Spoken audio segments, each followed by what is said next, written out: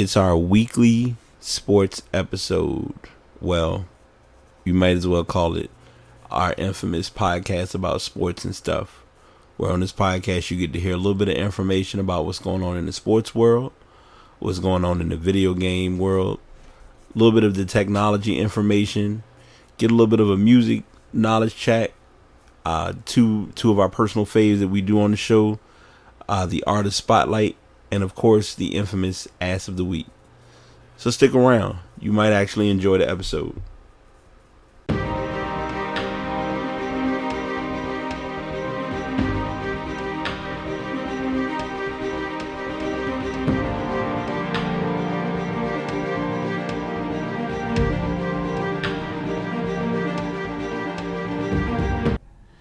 What is going on? Pass is back again.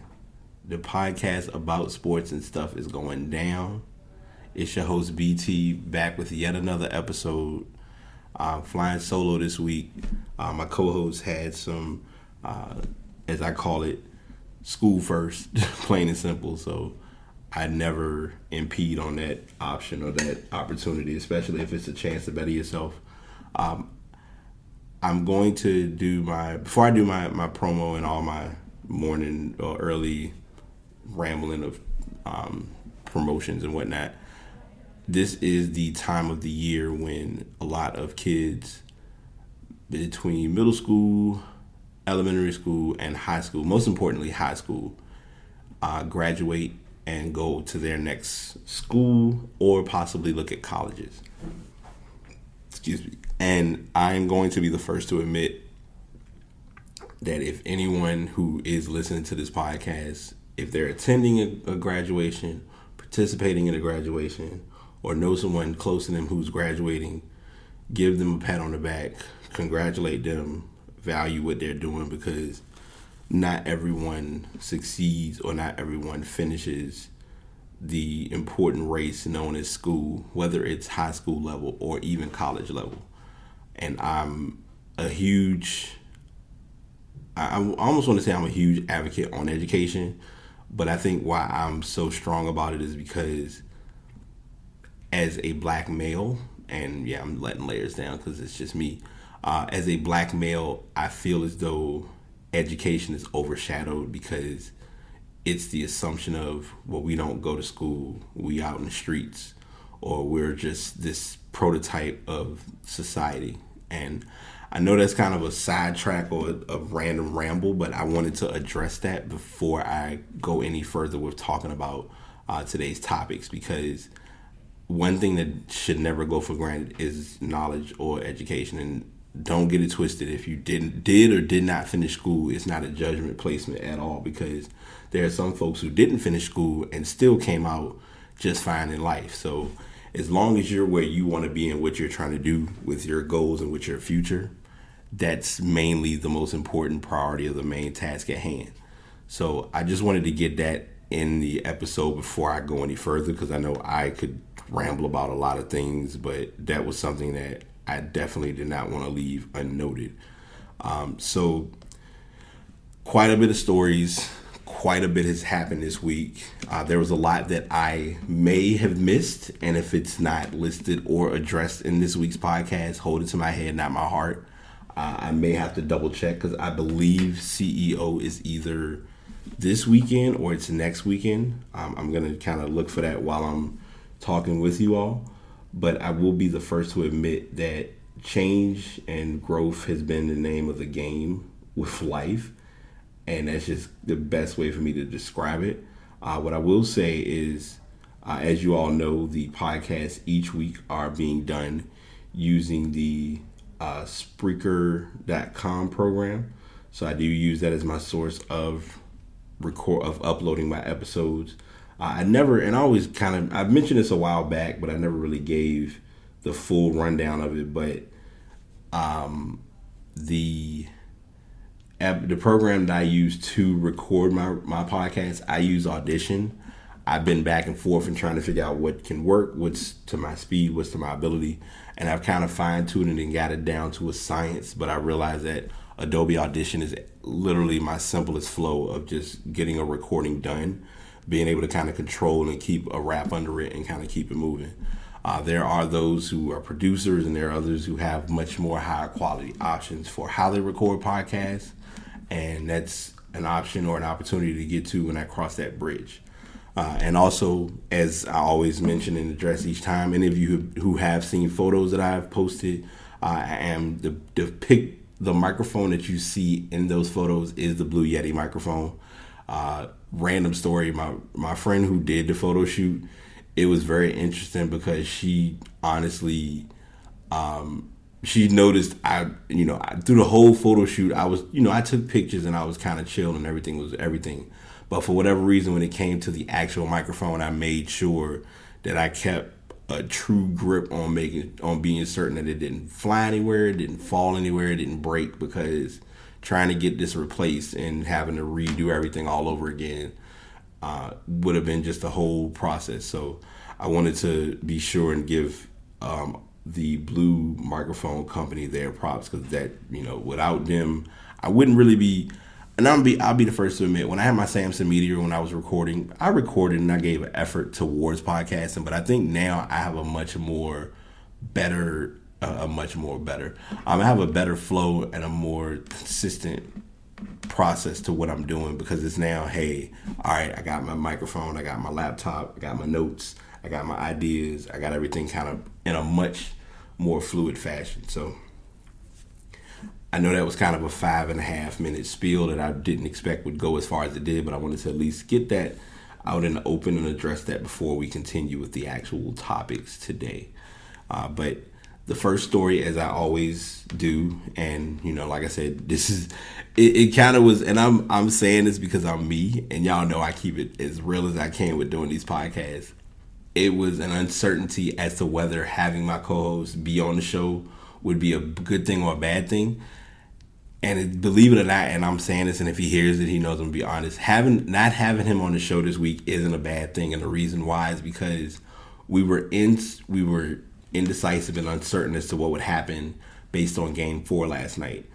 So, as most of you all know, the NBA Finals had started when we did the episode last week. I believe Game 1 was on that Friday, and Golden State kind of had that game locked up, loaded, shut down with no problem. Game 2, Golden State kind of started where they left off. It really was much that LeBron could do. I believe LeBron did get a triple-double in Game 2. Game 3 was the make-or-break game that everybody was wondering what would happen. It was literally Game 3, the best way for me to describe Game 3 was it was a tale of two halves. The first half, it was Cleveland doing everything. Cleveland was pretty much able to kind of hold their own. Kevin Love was stepping up. Kyrie Irving made it clear he was the better point guard of the two for that night. And it just kind of went the way it did. Then the second half, the nicest way to put it, or the safest way to address it, was Kevin Durant showed why he's one of, and doesn't want people to forget that he's one of the best players on the planet as well. Because I think everyone always puts the LeBron as the best player on the planet story up there, and they kind of hold it and let it be what it is. And I was surprised because I actually got to see Games 2 and 3 in full. So I was like, oh, well, I'm actually going to be able to talk about these and know what happened in both games, and not have to utilize all right, let me go to YouTube and watch a highlight video of what happened involving these matchups. But like I said, the better team won for Game 3, which was Durant's team. There was a big, I'm not going to say controversy, but there was a unique situation that happened in Game 3. Kevin Durant scored a 3, which put them ahead by 1. And after that point, they pretty much coasted to the finish line and beating Cleveland. But when Durant hit the 3, Steph Curry kind of made like a stooping pose or a stooping position, like he was sitting. It was him. It was almost like the view from my perspective, looking at it as a fan. I was looking at it like, okay, it showed like he was on defense, but he had his back to the fans, and he was just looking the opposite direction when the basket was made. And the reference assumed was as if he was defecating on the Cavs, which I'm like, really? And I mean, excuse my French, it was almost the reference saying like he was shitting on the Cavs, or Golden State had shit on the Cavs and went ahead 3-0.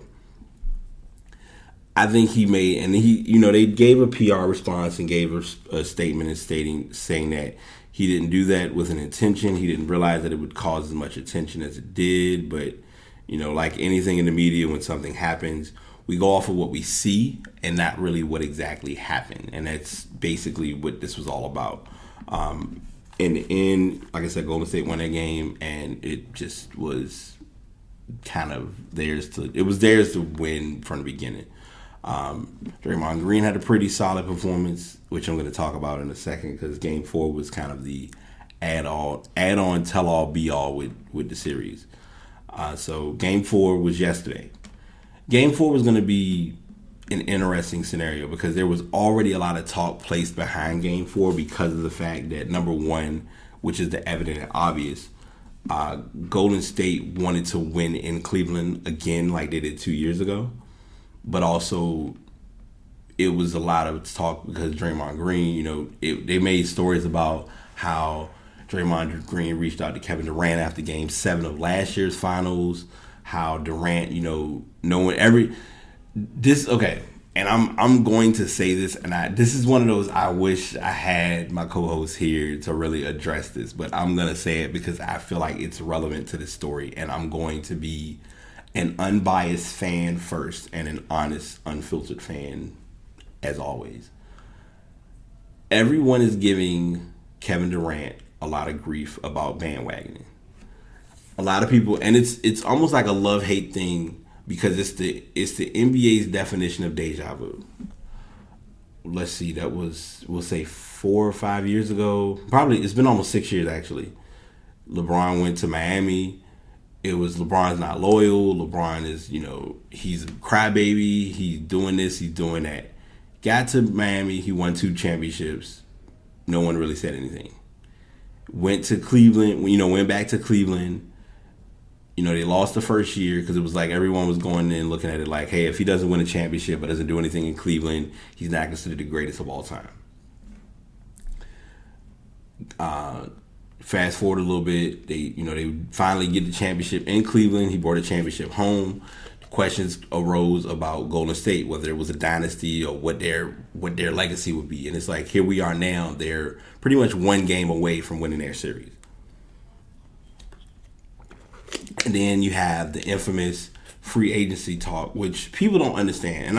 And I know I'm saying people like so loosely and in such a broad perspective, but I'm saying this because it's a true statement.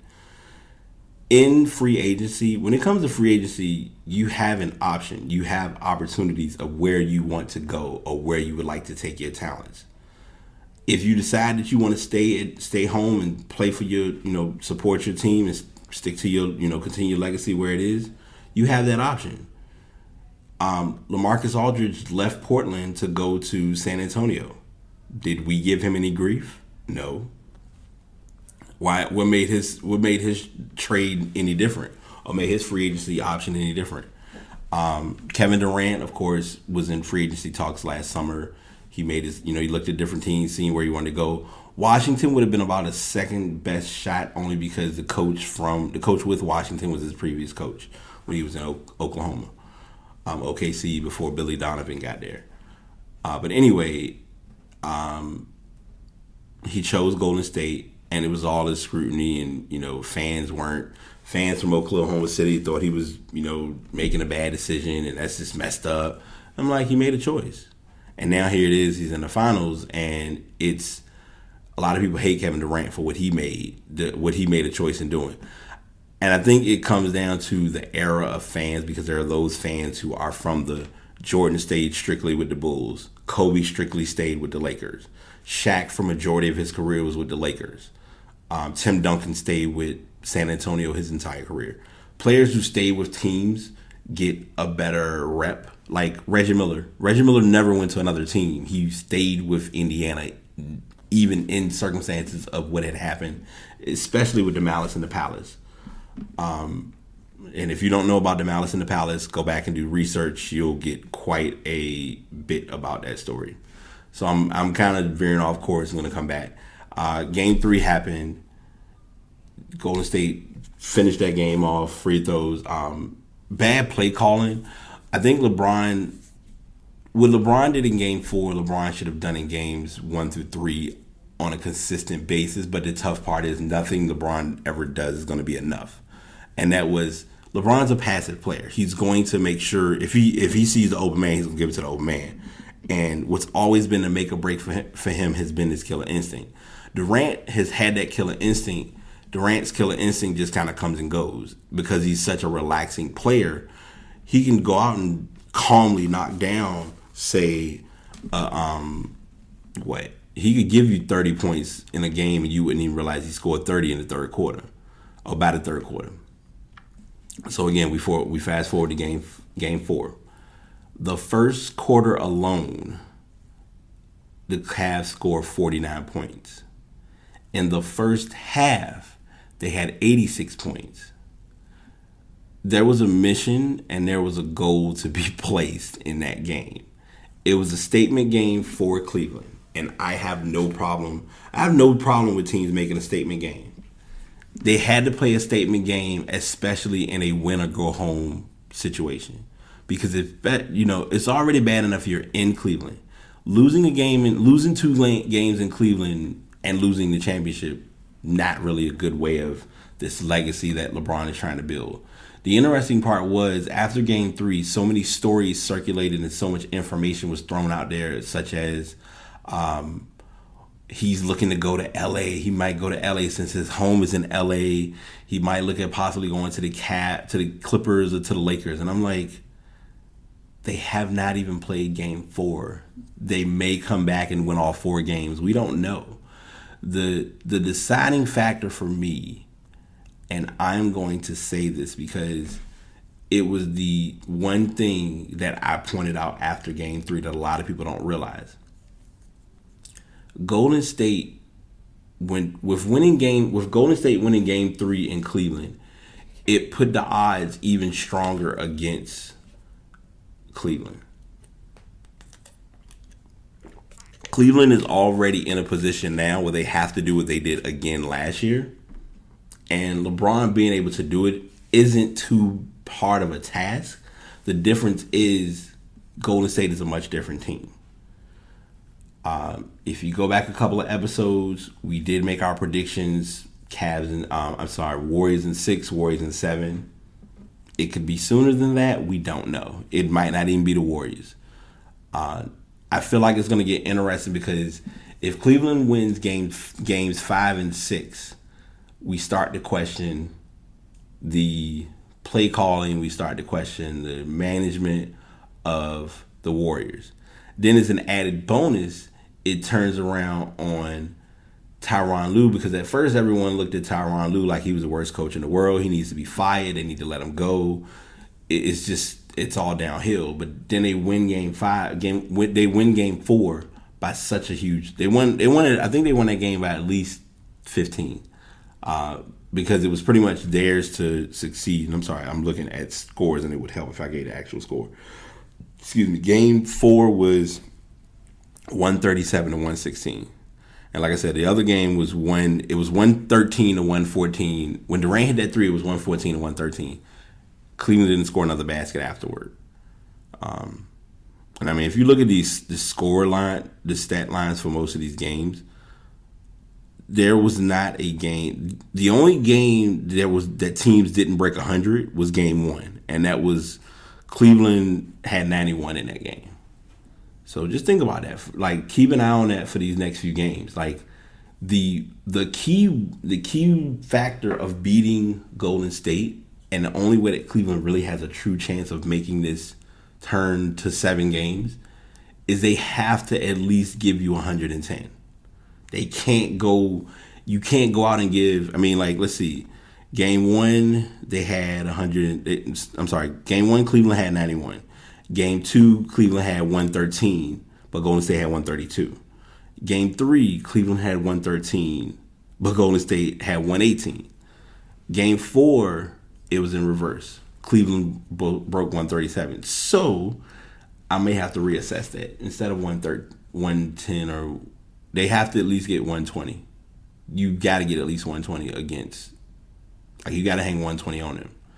But then that's also showing you the constant of the NBA, which we always go into, which is there's not much defense that you hear about because a lot of teams run small ball, especially Cleveland. No one really pays Cleveland's small ball offense any attention because Tristan Thompson is not really a center. Bottom line. Before I go into my next story, because I do always like to share these, especially with it being the season finale.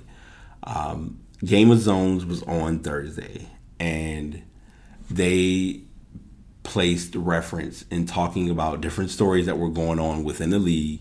They had a one-on-one matchup between James Harden and Russell Westbrook to prove once and for all who was better. I believe Westbrook won the game, but then it was pointed out as, well, yeah, y'all won, but he was like, yeah, Westbrook, you won, but my team's going to the next round, only to eventually end up getting beat by the Spurs. And they broke down the story involving each team losing and things of that sort, and who won and how it got to the finals, or as they call it, part 3 or the Menage a Trois. I always forget because Dimitri gave a reference to it on one of the episodes as far as what we're calling the Warriors Cavs series. But they then pan into the story. They show the Lakers players all bunched together, and Magic Johnson is telling the story, and they're talking about which team is better. And I'm going to address this as well before I continue with the Game of Zone story. People love to make the comparison of which team can beat which team. Players currently don't like those comparisons or don't like those those conversations to be addressed. But as a fan and as a part of the game, you have to remember, without those conversations, you have no media. Without those talks, you have no content to address and look at. Okay, let's say the 92 or let's say the 91 Bulls. Matter of fact, let's do the hypothetical scenario. You take the 72-10 Bulls and place them against the current Warriors team. Who would win? Even if you put them against the 73-9 team, it's a little different. But then you also break it down, and everyone's gonna say, well, this player can't stop this player. But yeah, you also got this player who can't. And that's all understandable, but it also comes down to you're placing them in a playoff scenario when they haven't even played a regular season scenario to generate. They've got to play each other 2 times during the regular season. They have to meet in the All-Star games. They have to have trades and things occur that may not even get those rosters to be where they are leading up to that potential series. So those are factors that come into play. I mean, granted, we're in 2017 where video games always win. You can generate and simulate a series with a blink of an eye, which I love. But it's not. You can't fault someone for giving their opinion or their input on who they think would win between this team and this team. And that's something that always is going to be a constant and ongoing discussion that we'll have for years to come. Just like a lot of people, and I know I said it a couple of episodes ago about the infamous Jordan, Steph Curry, LeBron James, Kobe Bryant, Durant, who's the best player and who would beat whom and who has the better edge. A lot of people will give the automatic edge and saying Jordan's the greatest of all time.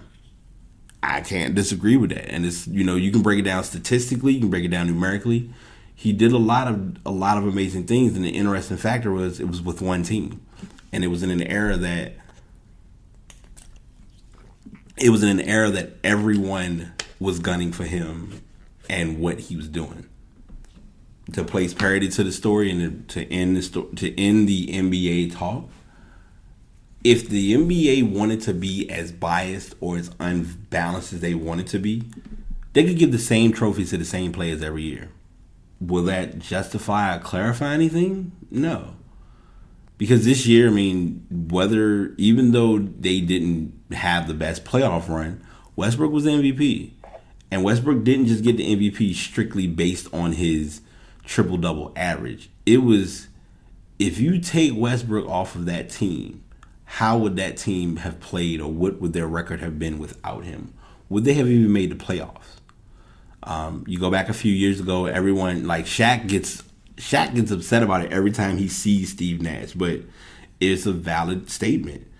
When Shaq was with LA, there was a couple of years that he should have gotten MVP, but Steve Nash had won it.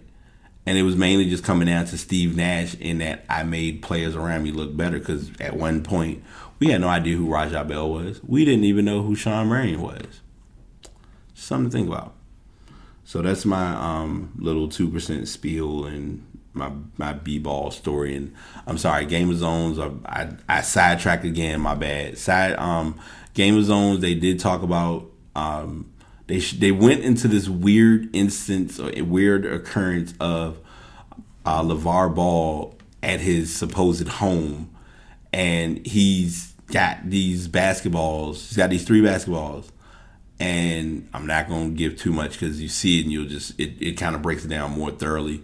But one of the basketballs breaks open, and it's LeVar Ball. It's Lonzo Ball in the basketball, crying and begging to be a Laker because he really wants to be a Laker.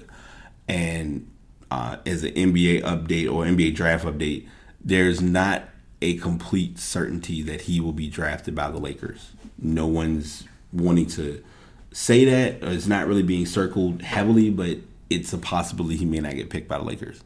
Of course, that's all media talk. 9 times out of 10, you're going to go for the best player. And I mean, if he works and can fit into their offense, pick him up. Because I truly don't see any reason why Boston wouldn't get Markelle Fultz based on his position or based on their need. I know it's a more guard-based draft, and those drafts do happen, but take the best player on the board. And I mean, if he works, rock him, get his rookie contract knocked out and then give him a good contract. If it doesn't go well, you can always send him somewhere else like they did with Harrison Barnes with Golden State. Golden State letting Harrison Barnes go was a great option strictly because in Dallas, he will have a better chance to flourish and shine. He would not have him, and also getting rid of him was the reason they were able to get Durant. Plain and simple. 26 minutes later. I'm sorry. I know I usually kind of have a little bit more of a flow with thoughts, but I think that one just kind of was, I won't say a nerve pincher, but it was something that I wanted to truly make sure that I didn't leave off the table, because it's I'm always my basketball head, and I never forget what sport kind of kept me going when it came to knowing and learning sports as a whole. But there are other sports that are going on. And my next story, I usually don't do pro football talk stories, or I don't really do. I'm selective in what sources I go with when it comes to information. But a while back, there was a story that broke in stating that Colin Kaepernick had a workout with the Seattle Seahawks. Well, the Seahawks decided to go with Austin Davis as their backup quarterback instead of Colin Kaepernick. The assumption that's being made is that Kaepernick could have been a threat to Russell Wilson's starting position. Invalid. No one, and I'm gonna say I'm gonna sit back and relax with this, because this is why I wanted to really make sure I had this story and got the full gist of what went down. Shannon Sharpe on Undisputed is one of my favorite analysts to hear. Like, I never get to see him live when he's on, because usually I'm either getting ready for work or I'm already at work when he's on. But he has, like, since they've started the Undisputed show, and this is no knock against First Take with Stephen A. Like, Stephen A.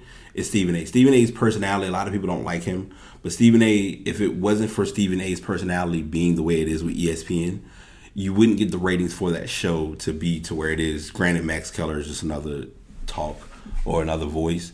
But Skip Bayless, he blends in great with Shannon Sharpe. And a lot of people don't see that, but it's there. I didn't know how it would go, but here we are a couple of months later, and he's just on it. Especially when it comes to bringing up those fine line threaded topics that people don't want to talk about, such as racism. I'm just gonna go ahead and say it. But Shannon Sharp has been very vocal when it comes to I don't want to say the treatment of Kaepernick, but as to how the league is avoiding the pink elephant in the room. What's interesting, and I'm like reading this story, and I'm giving you that thought to dangle you to say, hey, if you want to go out there and listen to stories or watch video, go on YouTube, just look up stories Shannon Sharp has said regarding the Kaepernick story.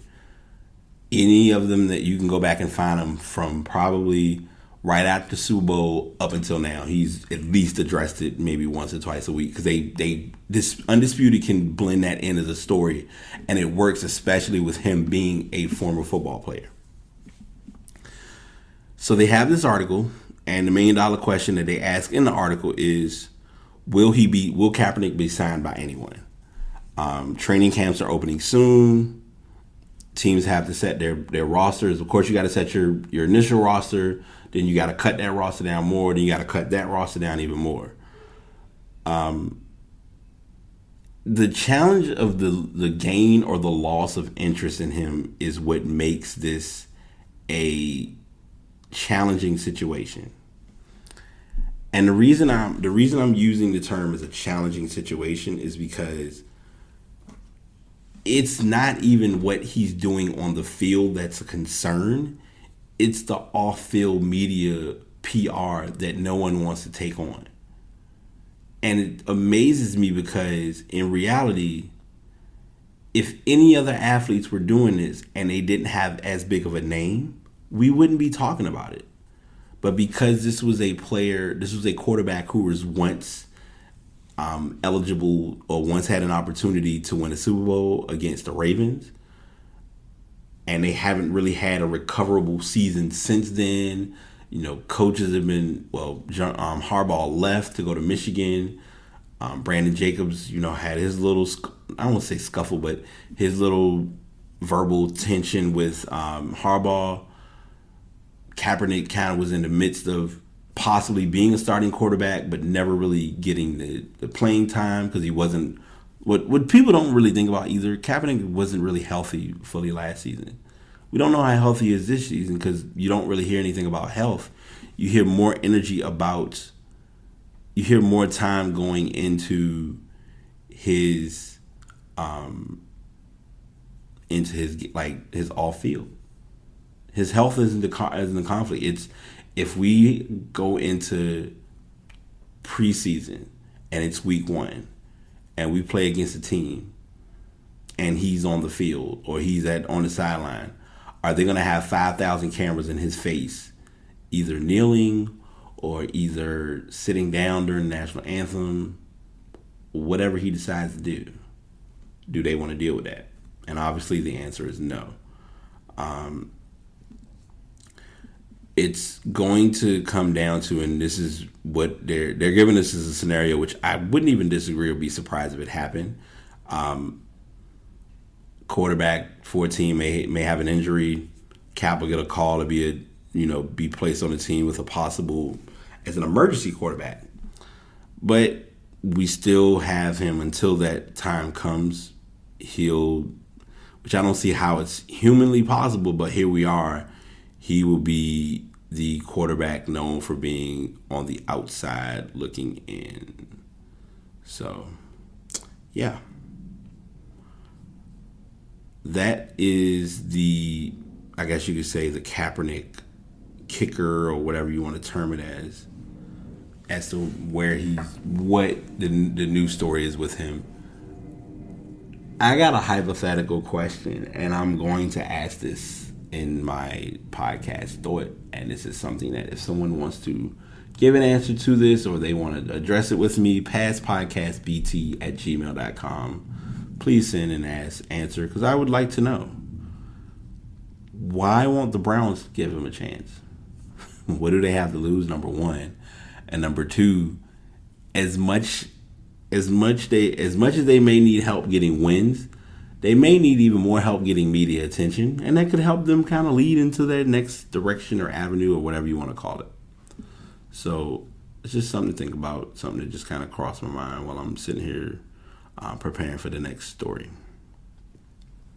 So I guess you can call this the college section because we're getting closer to, we've already kind of had our national champions for North Carolina winning in college basketball, and then we're a couple of months away from college football because as most people know, the only games that are bigger than Sundays are Saturdays, because without those Saturday games for college athletes or college football players, you have no one going to the NFL. And I think sometimes we forget that.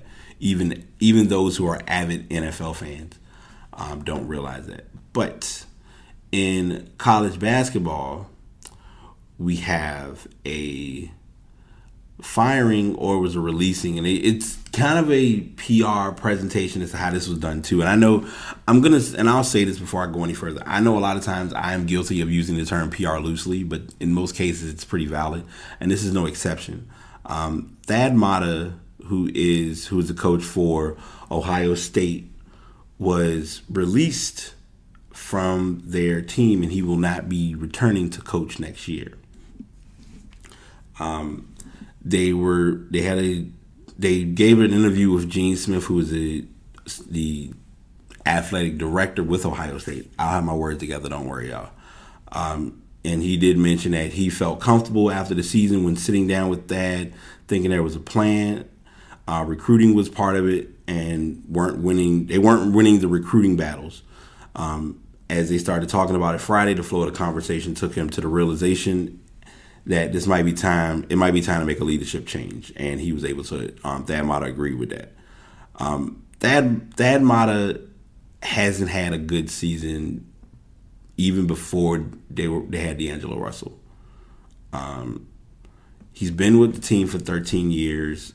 He's 49 years old.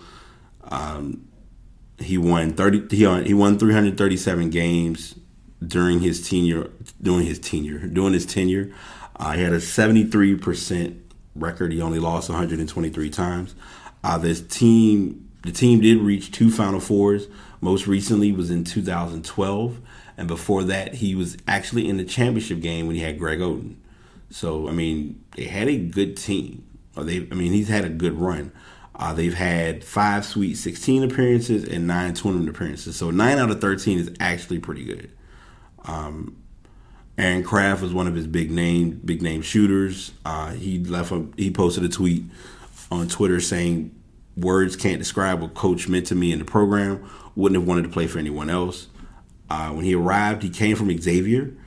He helped Ohio State kind of go through their turnaround, especially following the Jim O'Brien era. The Buckeyes at that time were going through a probation phase. He was able to have it be a good attractive school, especially to get local talent. Because like I mentioned, Greg Oden was a local basketball player.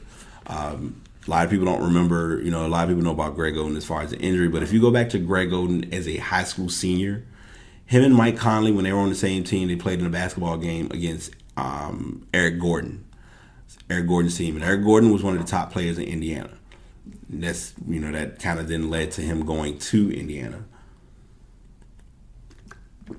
But those teams went against each other, and Greg Oden had a pretty solid night. But at the end, I believe Gordon's team ended up winning, if I'm not mistaken. But over the last couple of years, like I said, it was recruiting, on-court success, missing. They didn't make the NCAA tournament the last 2 years. The Buckeyes went 17-15 last year, so it was like they were 10th or in the lowest ranking in the conference. It was kind of a time and a point of making a change and just kind of moving forward with the next best option. There's been speculation and uncertainty as to who could possibly be replacing him. The current option is Chris Holtmann, if I'm not mistaken. I might be wrong. I need to make sure because it was they did give the option as to who's going to be replacing their coach, and I believe it was Thad Matta. I don't like that. It is Chris Holtmann. Yeah, Chris Holtmann is going to be the new coach there. Because I know I heard a story about McDermott. I might be wrong because McDermott, I think, is going to another school. me make sure. Yeah, Greg McDermott is going to a new basketball team. I don't know why I'm like having a slow moment because I thought he had an opportunity to coach another school. Oh, he's still at Creighton. Okay, never mind. Ignore that whole story, that whole moment I had. It just happened. Men in Black moment. It's gone. But yeah, Thad Matta has left, and his replacement is going to be the coach from Butler, Chris Holtmann. So best of luck to him with that team. Hopefully he can get some good recruits. I'm not sure if they're really going to get anybody from this class since it's pretty much gone and over with. Maybe from next year's class you might have some big names that are willing to, that Ohio State can have the impression to draw the right crowd in and get the right stature and know-how. It's amazing. This is an interesting. I'm not gonna lie. 2 weeks of doing a podcast by myself, it is so new because I'm used to it, but I'm not used to it. And I know that's like a random spiel, but I wanted to at least address that with you all. But yeah, they have gone ahead. Like I said, they have been doing the active search, and as I mentioned, Chris Holtmann was announced as their coach. So going into college football, and this is also another big name, and it's a coincidence because Matta had been with his team for 13 years. Bob Stoops with Oklahoma stepped down after 18 years with Oklahoma. Oklahoma had because they're, anytime you think of Oklahoma, first name comes to mind, Sam Bradford, of course. He made an announcement on Wednesday, stepping down after 18 years as head football coach at Oklahoma. I feel like I've been absolutely the luckiest, most fortunate guy in the world, and incredibly blessed to have experienced what we have over the last 18 and a half years. I felt I just didn't want to miss the right opportunity to be able to step away and hand this baton off to Lincoln Riley and to help this all just keep going in a great direction. So Lincoln Riley's going to be replacing him. He's at the age of 33. He will be one of the youngest coaches at the FBS level. He's going to still kind of be involved with the school, just kind of behind the scenes. I'm going to give some stats for him because I believe he had a pretty solid run. Stoops joined the club in 1999. He did guide them to the national championship the following year in 2000. He earned 10 Big 12 titles, 14 seasons with double-digit wins, and last year they were 11-2.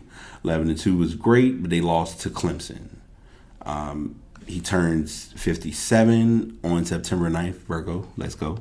I'm guessing this is going to be the layers down of BT podcast, and that's okay. He was 121-29 in Big 12 play. He took the Sooners to bowl games in each of his seasons. He went 9-9 in those games, so breaking even isn't bad. And they did win in the All-State, and I apologize, I put him in the wrong bowl. They won 35-19 in the Sugar Bowl earlier this year.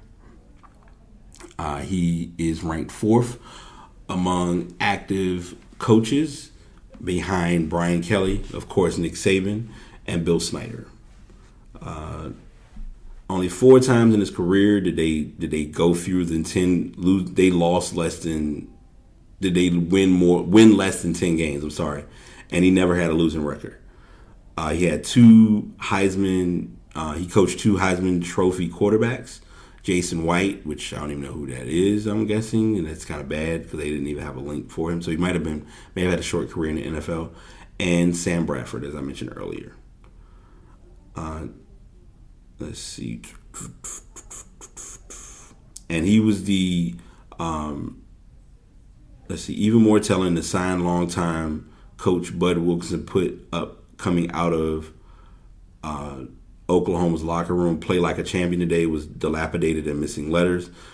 After only 2 seasons with Big Game Bob at the helm, Oklahoma was a national champion again. They beat Florida State 13-2 in the BCS championship in the 2000 season. So as a whole, he had a winning formula with Oklahoma. Big 12 just changed a lot, and he didn't join a flow with the change. And I guess that just happens with life. And I know that's kind of a short and sharpened way of saying it, but he did his job, but it was time to step down.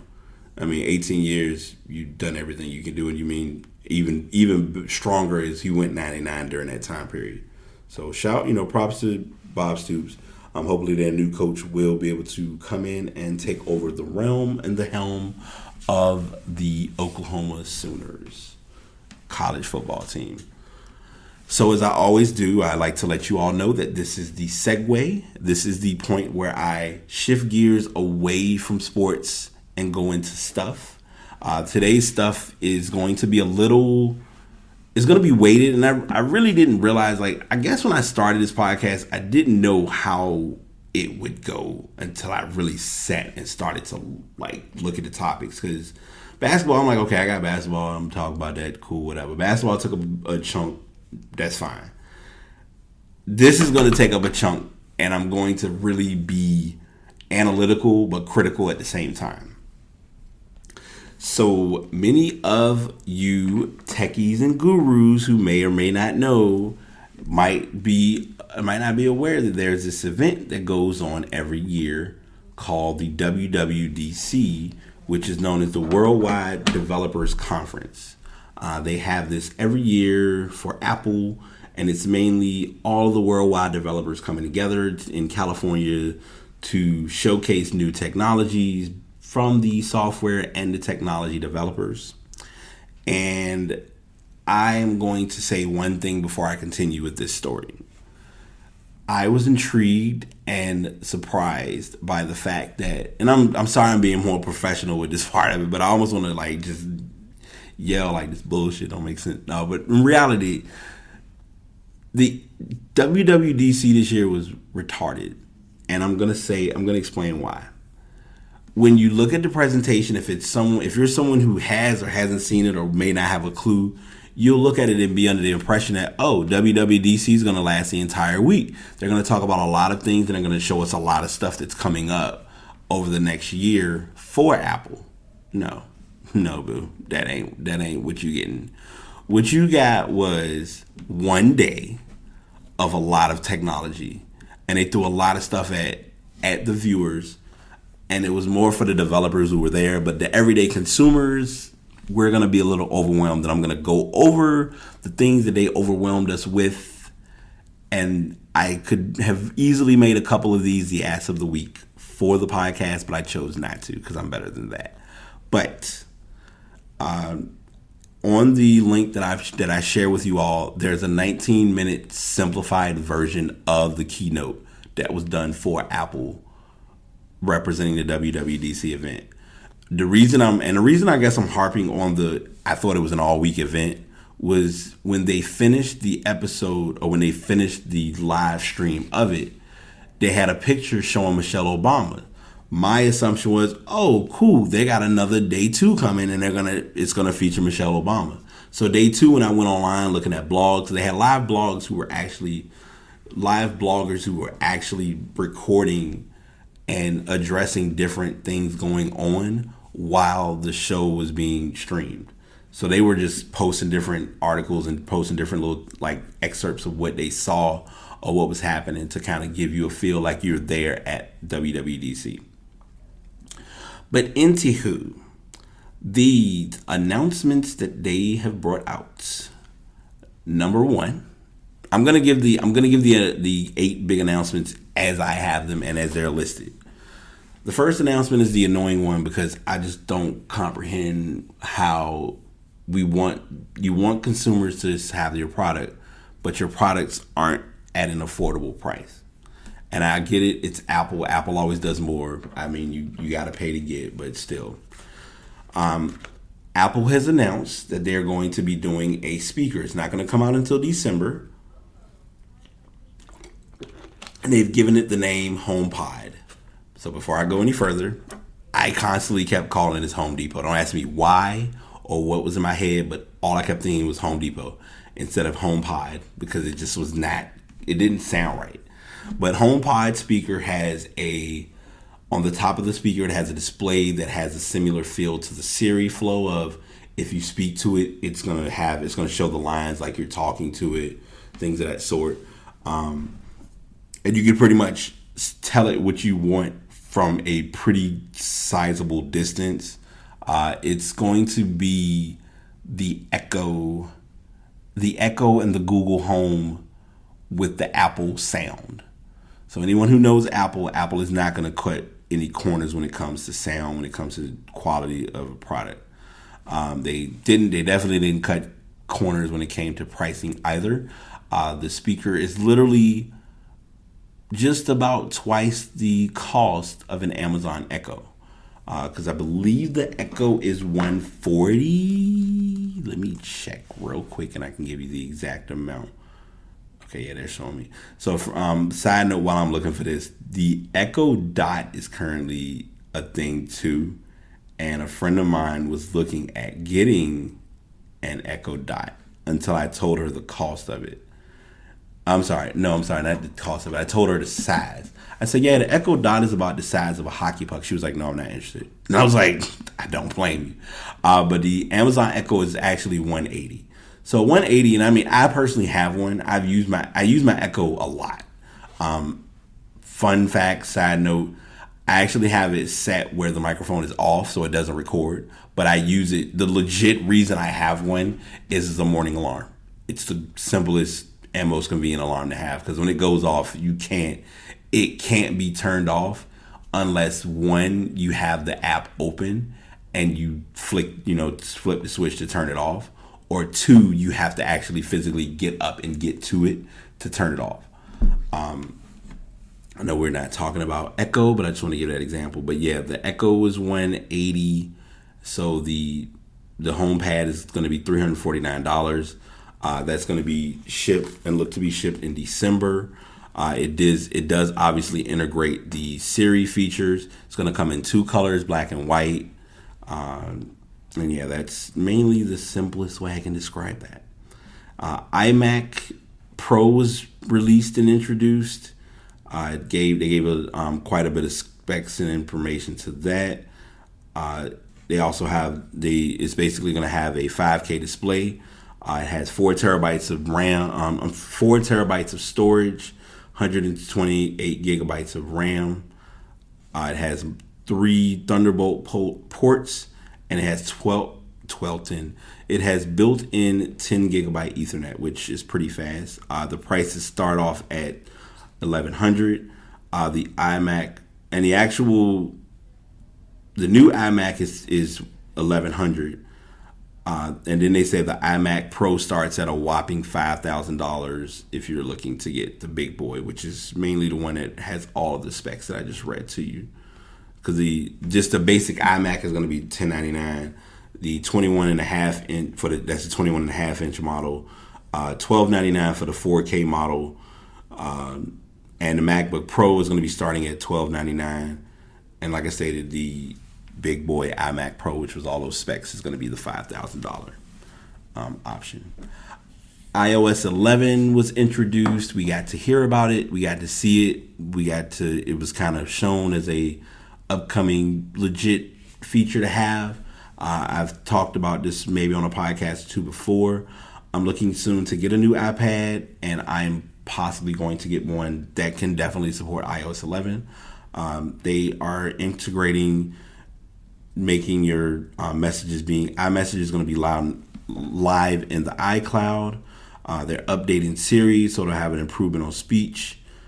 They're giving Siri different voices, so when Siri says different words to you, or says the same word to you, it doesn't sound the same every single time. They have the option of paying and receiving, so if I have a friend who has an iPhone and I want to send them money, I can just send it through through the Apple Pay, and it'll go to them from that account. They're not gonna. You don't have to break your neck having Venmo, Square Cash, things of that sort. Photo capture was talked about. They broke down the iOS option, iOS 11 for the iPad.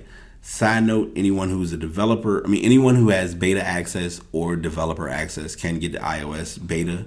A couple of friends I have used the iOS. One of them said don't touch it. The other one has it, and he didn't really like the display or the presentation of it. You have the developers get a more intense involvement with what's known as ArcKit, where you can take a picture and you can give pictures more design, or like you can just have a regular visual and add things to that design, such as like they show what they used on screen was they had just a regular table and they added a cup into the table, like it was a cup of coffee. Then to add to the cup of coffee, they had the smoke come from the coffee. You could factor in the shadow, things of that sort. The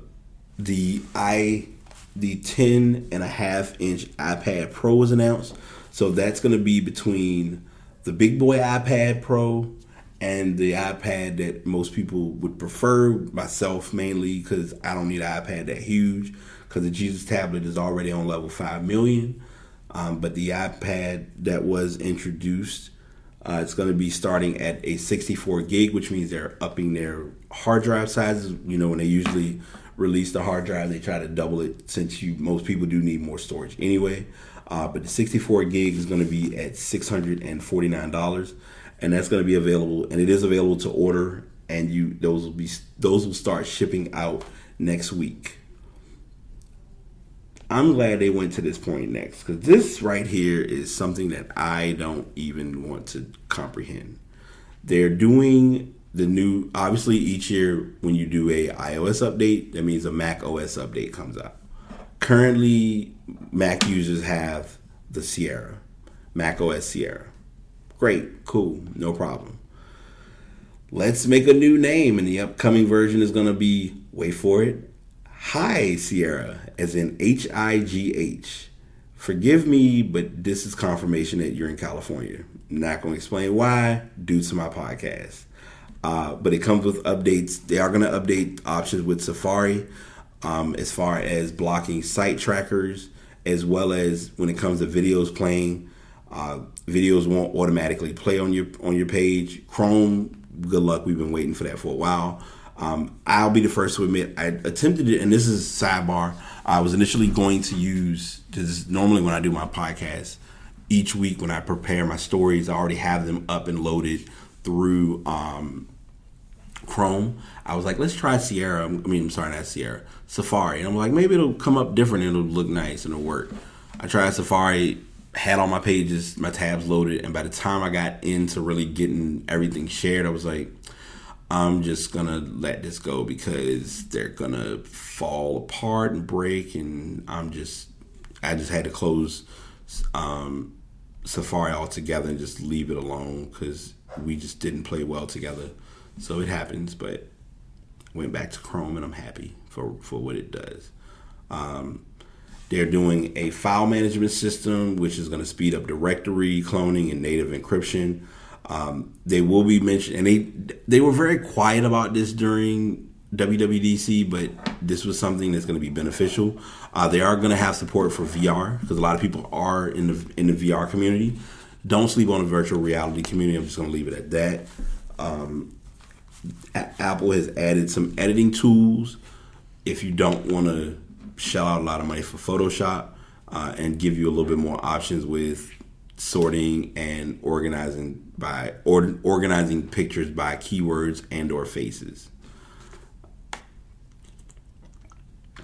I forgot WWDC was going to take up a lot of time, because I knew this was like everything this has kind of been that I've been waiting to see what is Apple going to do next.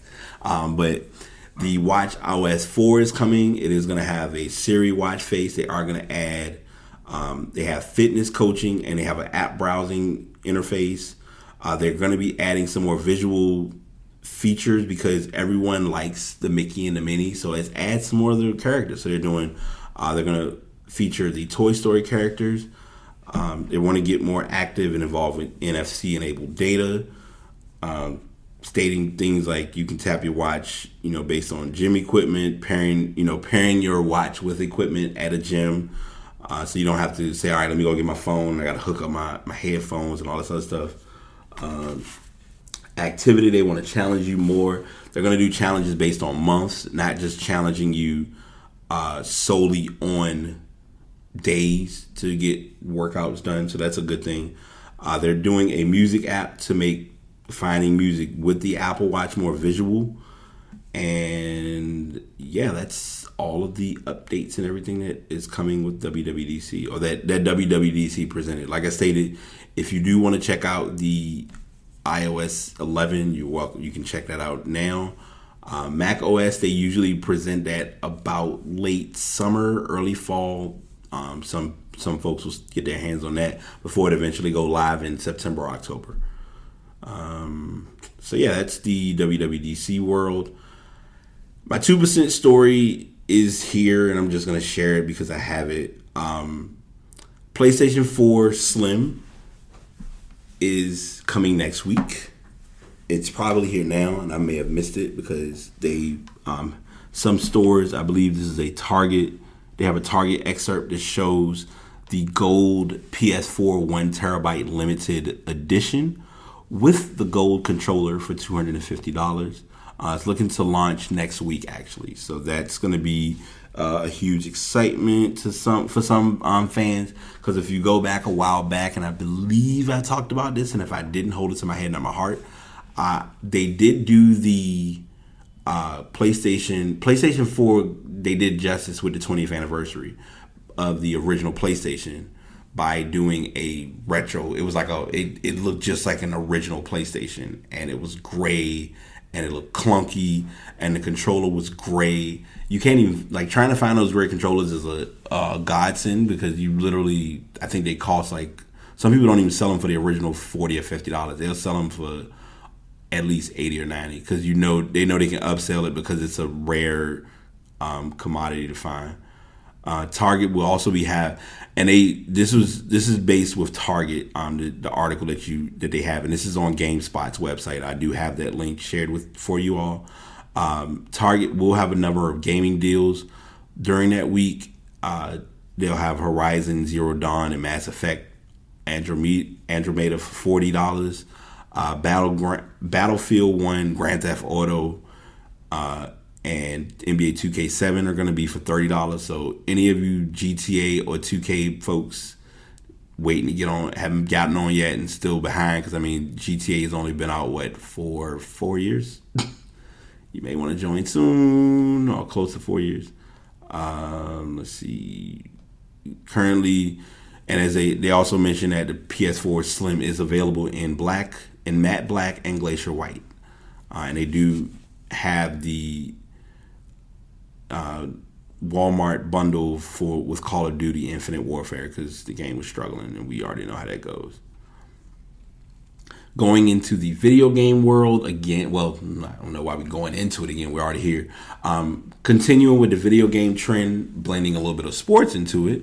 NBA 18, FIFA 18. Well, before I do Badupa, English is gonna work today. I don't know how, but I'm working on it. Before I talk about the FIFA announcement, there were a couple of YouTubers who did go to the EA Sports camp, and they got to check out NBA Live 18. I'm going to, since I'm addressing this, I'm going to look for a link for that and share that with you all. A couple of them did post videos. They do have videos on YouTube kind of giving you a few videos or images of NBA 18 or NBA Live 18. That might help if I get an actual name. Live was able to kind of take a step back and learn that last year they just need to take a break. Hopefully, and I always like to do this because there's the comparison, and it's the same with FIFA. You have your FIFA heads, you have your PES heads, and you have your NBA Live, and you have your NBA 2K heads. NBA Live is always going to be known for the arcade play. NBA 2K is always going to be known for the gameplay of realism and detail. So you always have to remember not to throw one against the other in an unfair situation, if that makes sense. But I just wanted to share that. Like I said, I'm going to be sure that I attempt to get the link or get the information in regards to NBA Live, because they did talk about, there were a lot of big names: Chris Smooth, Cash Nasty, Mike Kazumba. I'm probably mispronouncing his name, and if I am, don't hold it to my head, not my heart. and I know I'm using that term a lot today, but it's been quite an error-based day for me, not intentional. But to return to what I was supposed to be talking about, which is the article I have in front of me, and it worked out as a perfect timing, or it just was done in the right instance. As you all know, last week on Saturday, and I'm sorry, I didn't get to share the story because I believe the game ended, or the game was ending when I ended the podcast. Juventus and Real Madrid did play on last Saturday, and Real Madrid won 4-1, if I'm not mistaken. And Cristiano Ronaldo's team, they did win the UEFA Champions League trophy, and it was only fitting, and it worked out at a perfect time that they were able to announce that for the first time in a while, Lionel Messi will not be on the cover. Even though last year Royce was on the cover. Royce didn't have too strong of a year this year. I didn't hear much about him from BVB on Dartmouth.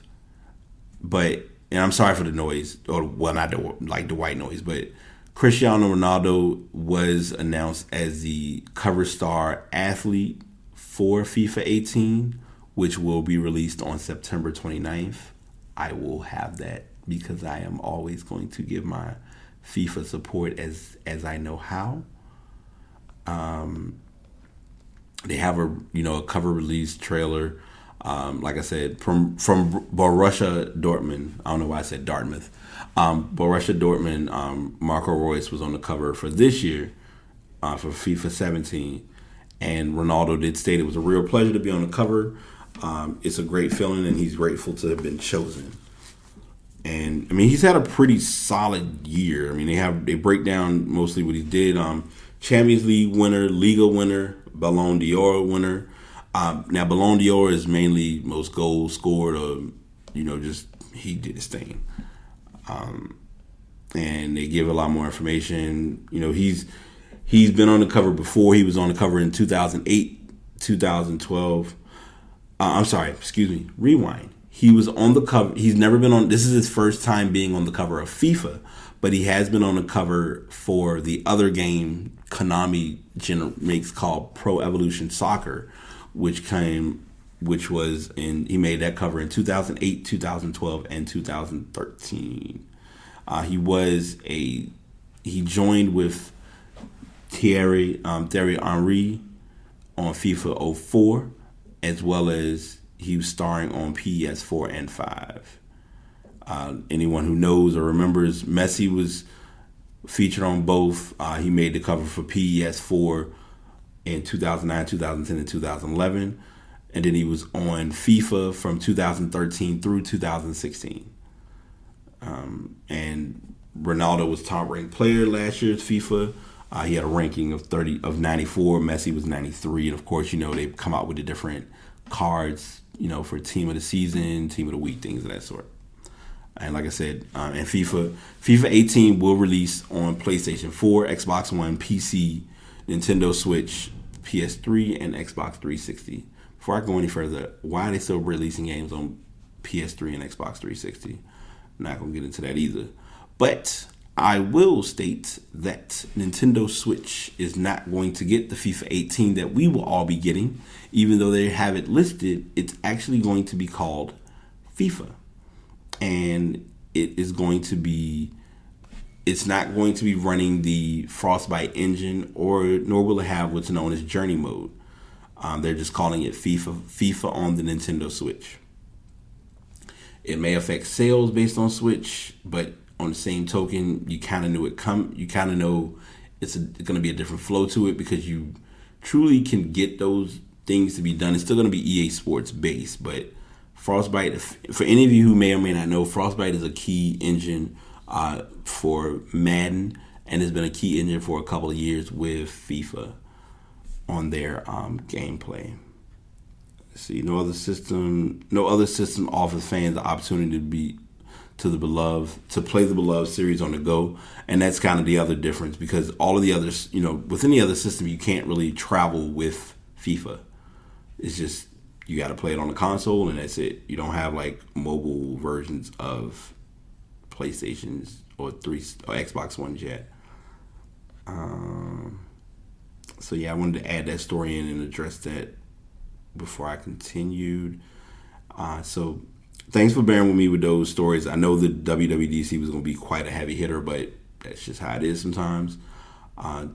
Going into today's Artist of the Week, I gave a couple of clues to some of my socialites who may have heard or may have seen a couple of statuses, but she is married to for 18 years.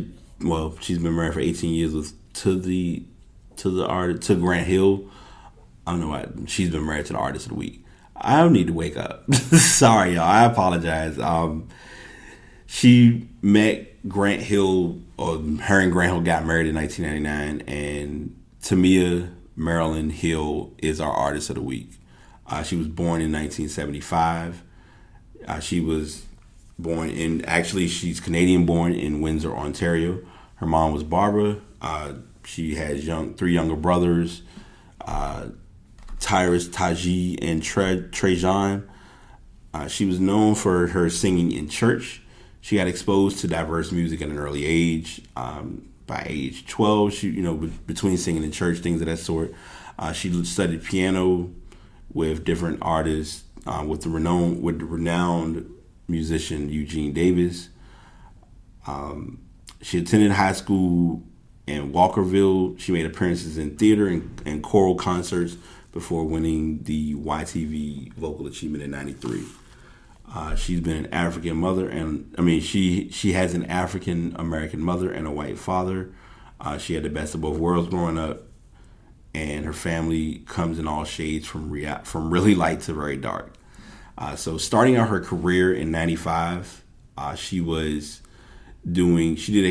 first single she released was "You Put a Move in My Heart" in '93, and then in '95 she produced with Quincy Jones on the Q's Juke Joint, and you'll hear her reference to Juke Joint in a couple of songs here and there.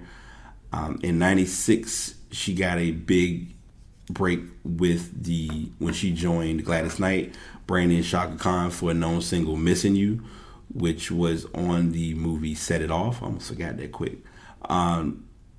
She then debuted her self-titled album. Now, her first album, if I'm not mistaken, let me make sure I didn't miss anything because I don't like to leave albums behind. Her first album was in '98 was her self-titled album, Tamia, and it was released in UK on May 11th of that year. That album sold more than 420,000 copies, and it was a certified gold.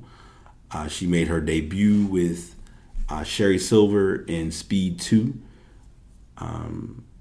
She also had different TV appearances in Rock Me Baby, and she was in an episode of Kenan and Kel. It's like, I think I'm on the right path for what I'm going. Yeah, but her initial album was Tamia, her self-titled album, and like I said, it did have the hit single "You Put a Move." "You Put a Move in My Heart" and "Imagination" are one of my favorite songs that really got me into Tamia to begin with, and that was kind of what made it a streamlined process for her. In 2000, she then released her second album, which I kind of grew up and was able to catch more than anything, which was "A New Day," and I did hit it. It had the hit single "Can't Go for That." Her second hit single from that album was "Stranger in My House." "Stranger in My House" was a story. If you don't have an opportunity to listen to her, if you have not had an opportunity to listen to Tamia, listen to "A New Day" and go to the song "Stranger in My House." She gives a true story in that song. She went on to, that single did break, hit number 10 on the Billboard 100, number 3 on the Billboard R&B, and was number 1 for 10 weeks on the Billboard Hot Dance chart. And like I stated, that was one of her biggest hits at that time. So then her third album she released was "More." Debuted 17 on the Billboard 200 and 4 on the Billboard R&B albums chart. and it went gold by the RIAA. It shipped over 500,000 units. She had the song. She redid a single, "Into You," and it was a chorus from her, from her self-titled debut album. From her initial album, she did "I'm So Into You." So she did that song, and then she kind of made like a collaboration version of it with Fabolous, Fabolous. Sorry, I had to do it. And then in 2005, she did Leave. And this, I always love when I read these articles because I always get to present to you that infamous split. And for whatever reason, that split can either go great or it goes wrong. You never know. But she split from Elektra Records, and she created her own record label known as Plus One Music Group. She recorded her fourth album known as Between Friends. She did her first two singles were Can't Get Enough and Me. And the name is Me. And I'm sorry, I can't sing well today because I'm a little off, but it happens. But yeah, those are a few songs she did. And then in 2009, she did a great hits compilation that was a import. Anyone if you haven't heard of an import for an album, it's an album that was made by the artist but was not globally presented. So you kind of have to almost like dig and dive to try and find those albums. Going back a couple of months when I did Stevie Wonder had a lot of imported albums that I kind of had to like scrounge around to find. But that's just how music is. And currently she did release her sixth, and I'm sorry, I'm skipping an album. She did do her fifth album was in August of 2012 called Beautiful Surprise. It had the hit single Beautiful Surprise on it.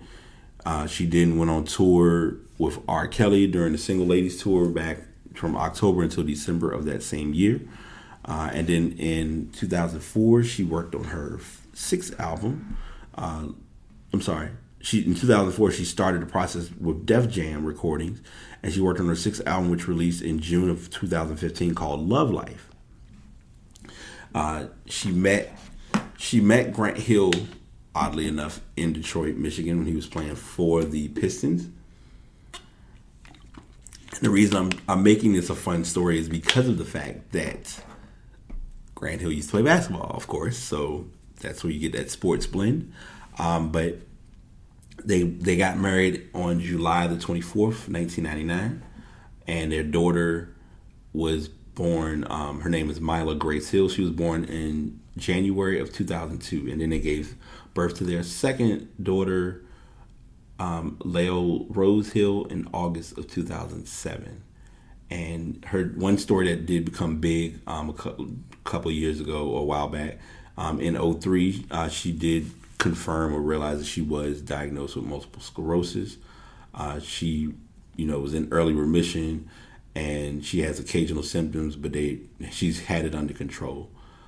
She did multiple awards. She was nominated for she was nominated for 6 Grammys, and she won the NAA Image.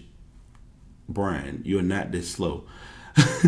She won the NAACP Image Award for Outstanding Song with Eric Benet in Spend My Life With You, which was won in 2000. She was nominated for 4 Juno Awards. She was nominated for Soul Train Awards in 2012.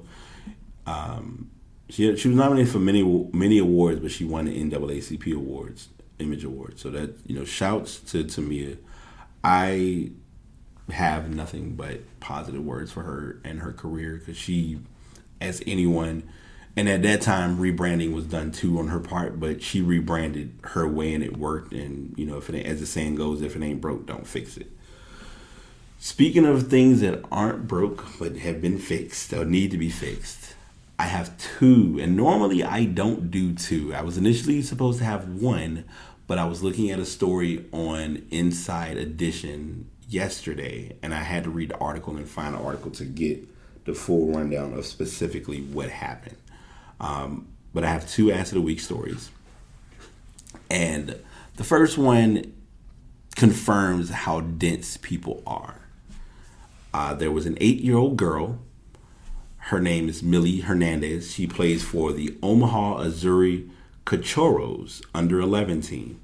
Was not allowed to play for the Springfield Soccer Club competition because the organizers of the tournament stated that she looks like a boy.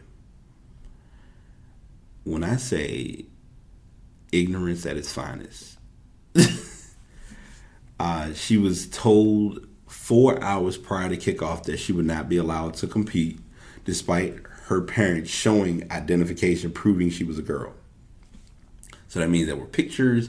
I mean, what you want her to do? You want her to just have her blowout and then have just her rough, her regular hair, and then it's like, oh, it's okay.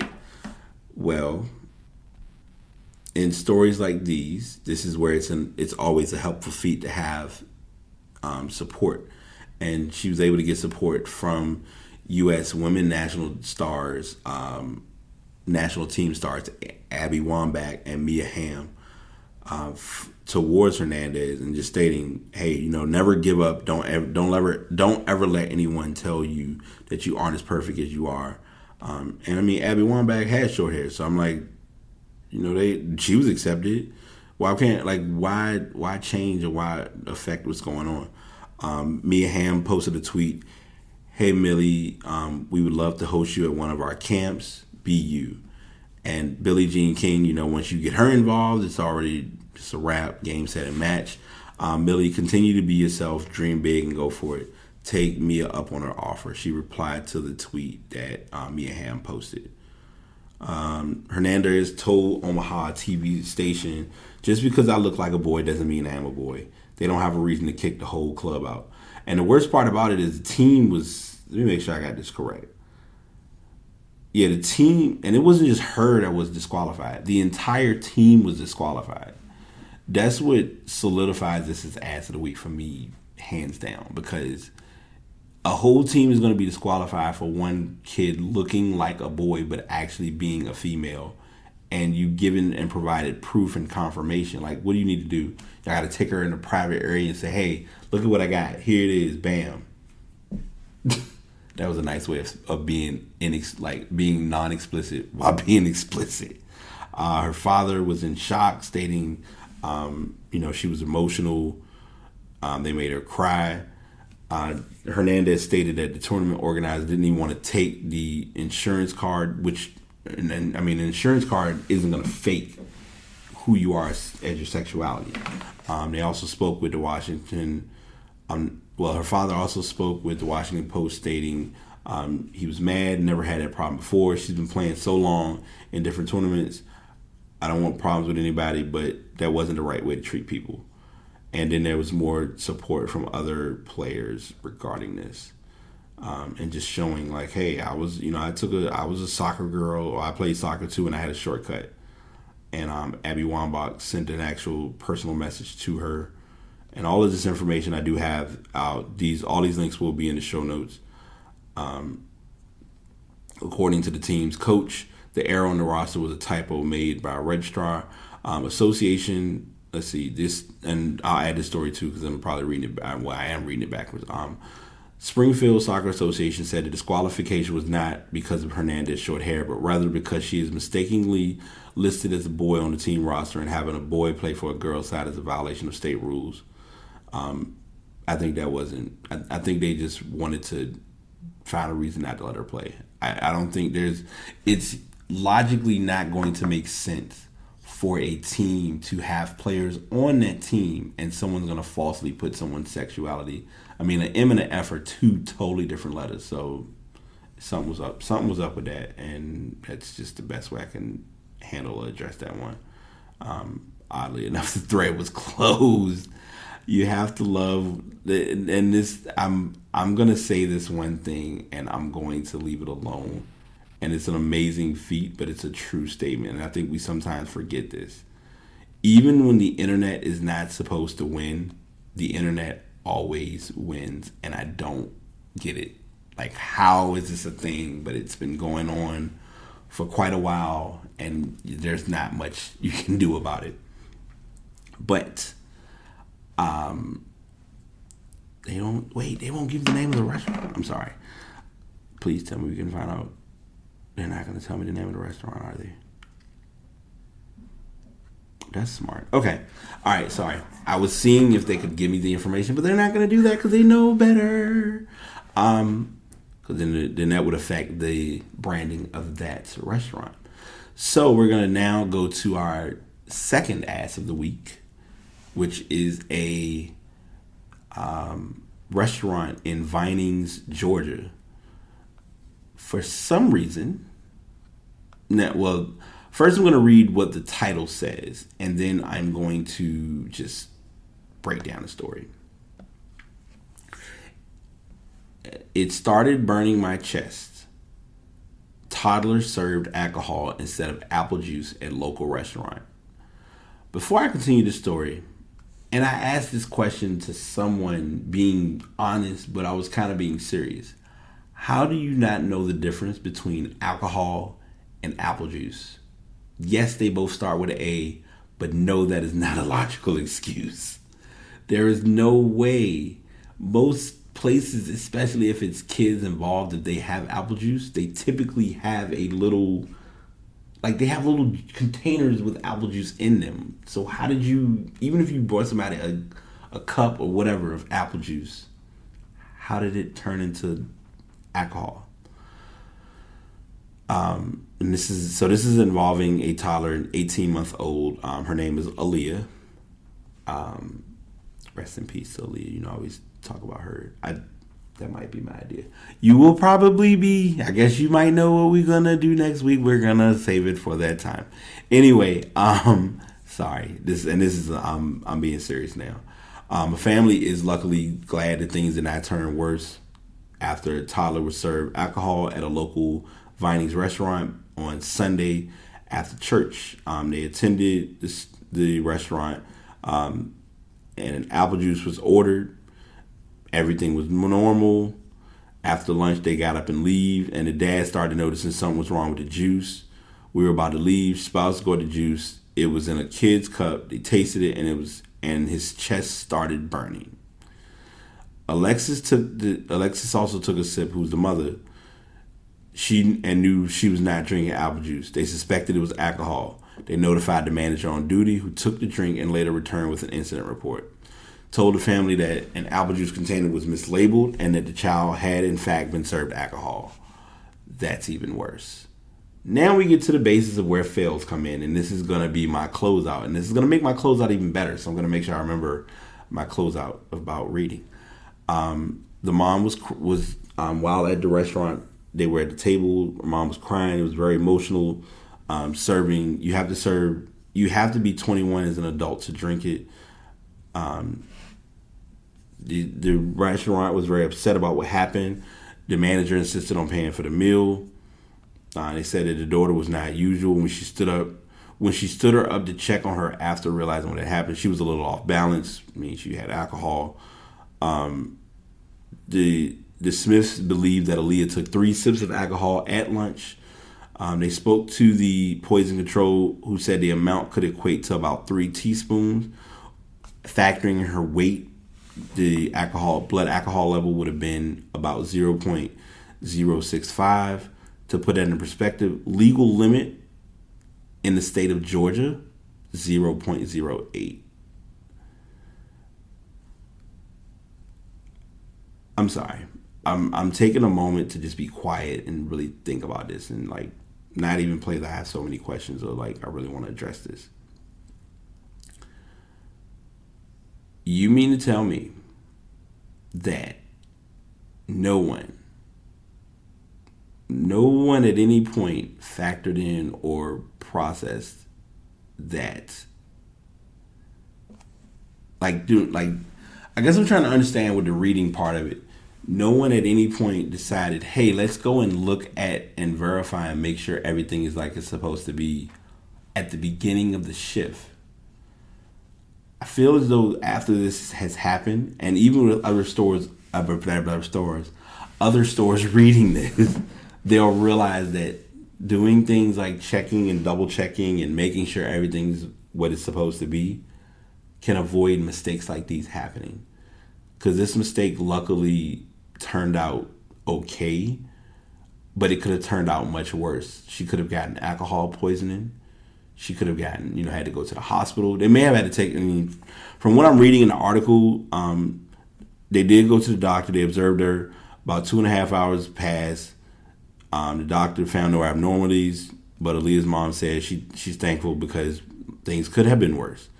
But it's like Alexis and the mother said that the restaurant initially asked if they wanted her juice poured in a cup. They declined, but had the drink been in the cup, she would have been sipping all day and could have possibly died. So little things. This goes into that millisecond of an idea of something happening can make you think about how much it can impact everyone, and with this, it's no exception. I feel as though accountability comes into play. Obviously, with this, the parents aren't at fault for this, and I know that's kind of like, well, I mean, why would they even be addressed as being at fault? I'm not saying they are. I'm just putting it out there. The business as a whole failed because there's no way in the world that you accidentally label something. Because alcohol and apple juice. I know it's an L and a P, and you're trying to go alphabetical, but that's just not adding up to me. Unless if I was the business, my future plan or my logical idea for future reference would be, hey, let's just go ahead and get a bunch of these little small containers that are, very fine, or whatever brand apple juice that most people know. Mott's Pick Your Poison. No pun intended, excuse me. I retract my Pick Your Poison. Pick your titling or insert your brand here. That's a better term. But to utilize that type of a apple juice and then just have that be dispersed or provided to the individual, that would make things a lot easier and much simpler. But then that's too close, like, right? So my closing to you, and this is probably going to be the perfect way to end my thoughts for today. And sorry, I'm having like an ADD moment. Usually I have my fidget cube. All right, my friend probably may hear this podcast. If she does, it's cool. If not, whatever. Last night I went out because I was watching Game 4. I went to Applebee's and watched Game 4. I would have watched it at home. Wouldn't have been a big deal one way or the other.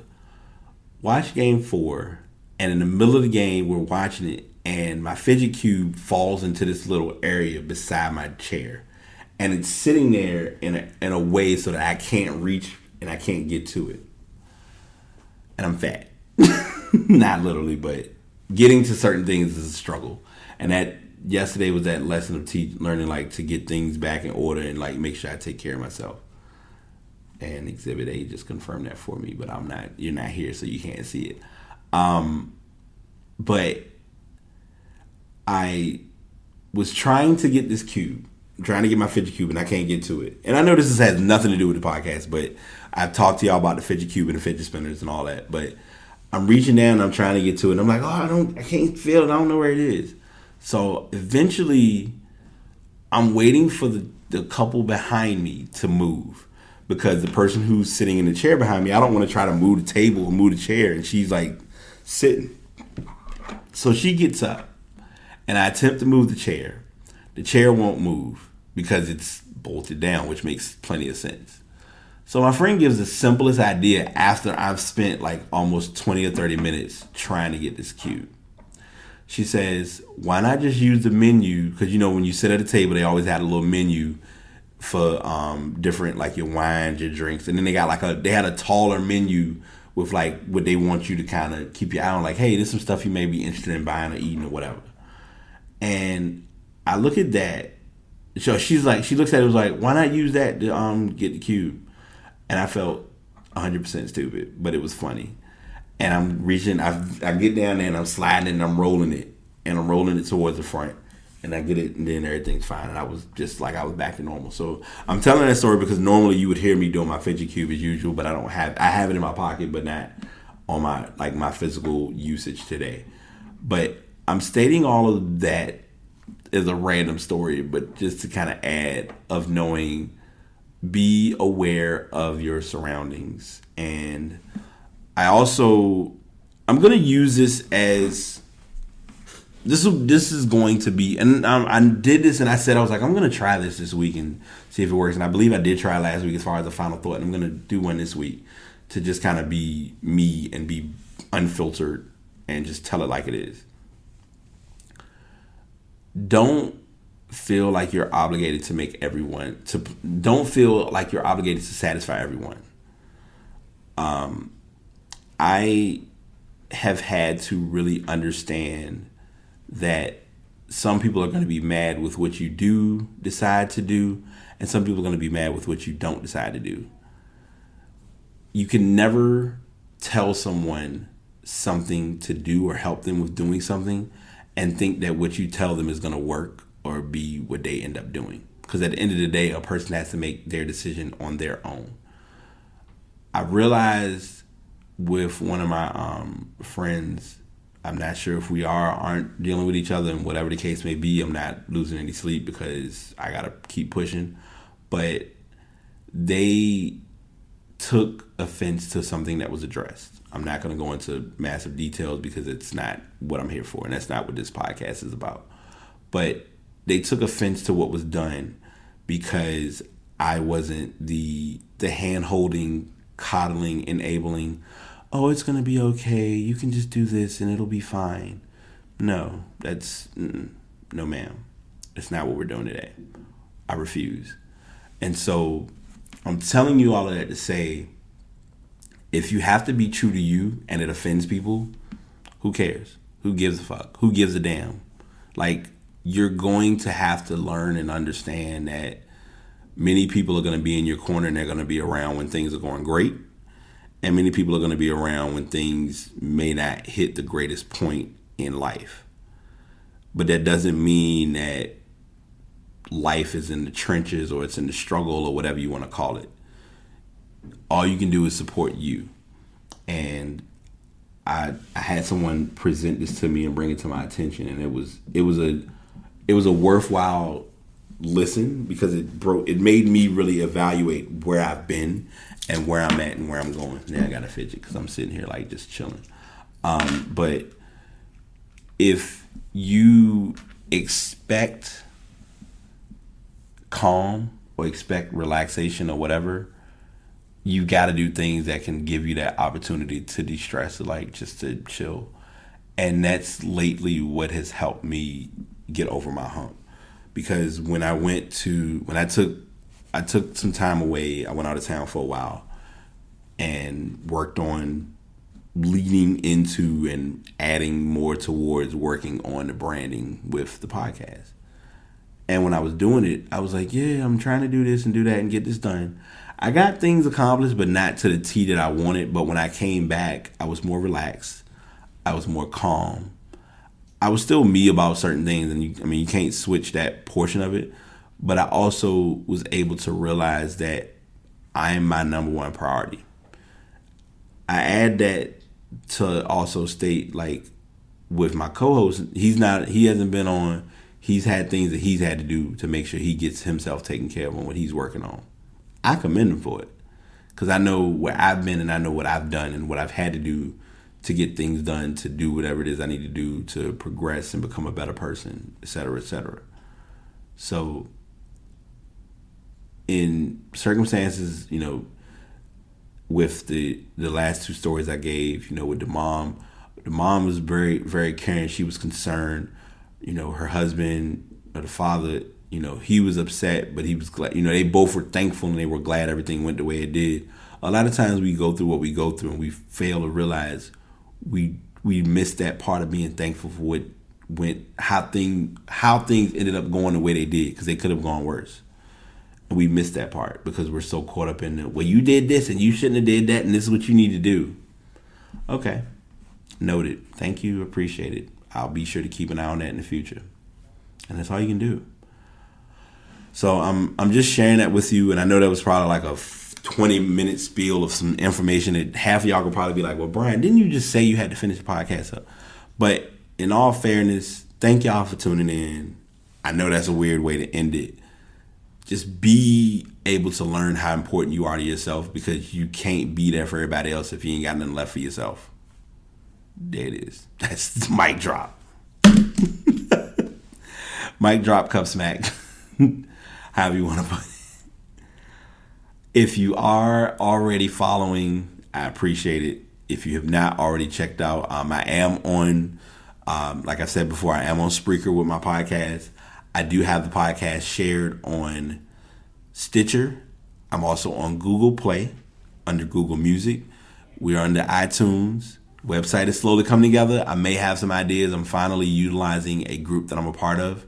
I had to make some changes. Side note, a lot of you all may not care, but I was part of some blogging groups, and I'm realizing blogging is something I enjoy, but it's not my podcast. So I love my blog. It's like one of my friends I've known half my life.